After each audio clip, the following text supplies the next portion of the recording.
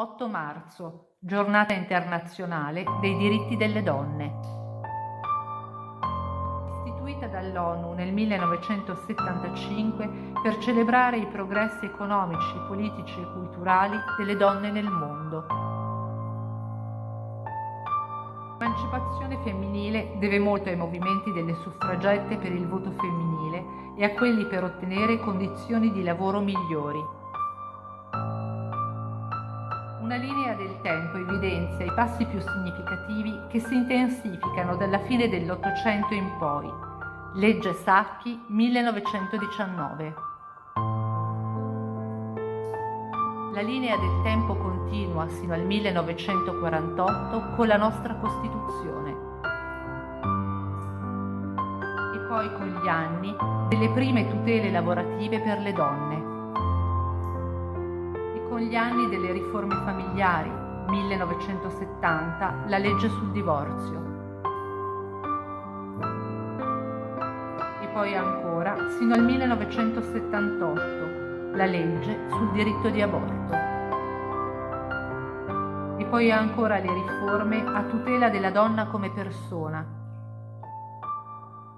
Nel 1996 lo stupro diventa reato contro la persona.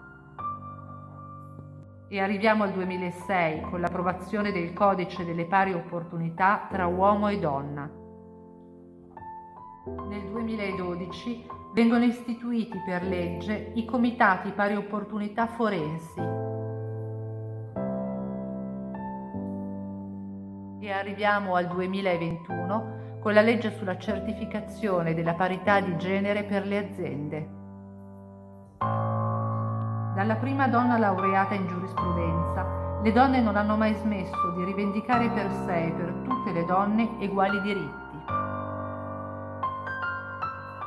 Maria Pellegrini Amoretti, la prima laureata in giurisprudenza. Le donne, per affermarsi nelle professioni, hanno dovuto superare molti ostacoli. Anna Maria Mozzoni, una delle grandi icone della battaglia per la parità dei diritti delle donne. Lidia Poët, prima donna ammessa nel 1883 all'esercizio dell'avvocatura. Nel 1908, primo congresso femminile di Roma. Alla stesura del programma giuridico collaborano Lidia Poët e Teresa Labriola. Paola Tarugi, respinta la sua domanda di iscrizione all'albo forense, nel 1946 fonda la prima scuola per assistenti sociali.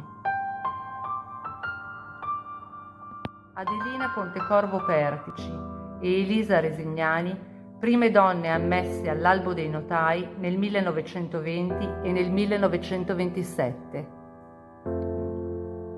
Nel 1930 la prima penalista, Lina Furlan. Francesca Bozza, nel 1933, fu la prima donna ad ottenere una cattedra universitaria in istituzioni di diritto romano. 1957 le prime magistrate, 7 giudici del Tribunale dei minori e della sezione speciale della Corte d'Appello di Roma. Nel 1960 Rosa Oliva vince il ricorso alla Corte Costituzionale contro l'esclusione dal concorso prefettizio. Nel 1965 entrano in servizio le prime donne che hanno vinto il concorso in magistratura. Nel 1978 Angela Sbaitz è la prima presidente donna dell'Ordine degli Avvocati di Bologna. Tina Lagostena Bassi, una delle avvocate più tenaci a difesa dei diritti delle donne. Ombretta Fumagalli Carulli, prima donna italiana titolare di una cattedra universitaria in diritto canonico e a far parte del Consiglio Superiore della Magistratura nel 1981. Nel 2019 Marta Maria Carla Cartabia è la prima donna in Italia a diventare presidente della Corte Costituzionale. Nel 2022 Maria Amasi è la prima donna a diventare presidente del Consiglio Nazionale Forense.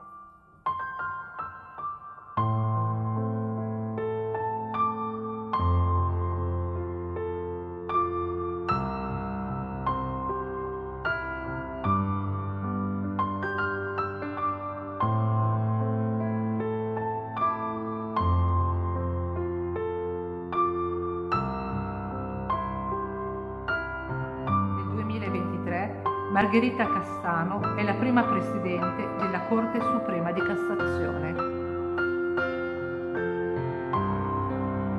I comitati per le pari opportunità forensi celebrano l'8 marzo con questo contributo, perché il percorso delle pari opportunità è fondato e prosegue anche sull'esempio delle donne di diritto che abbiamo ricordato.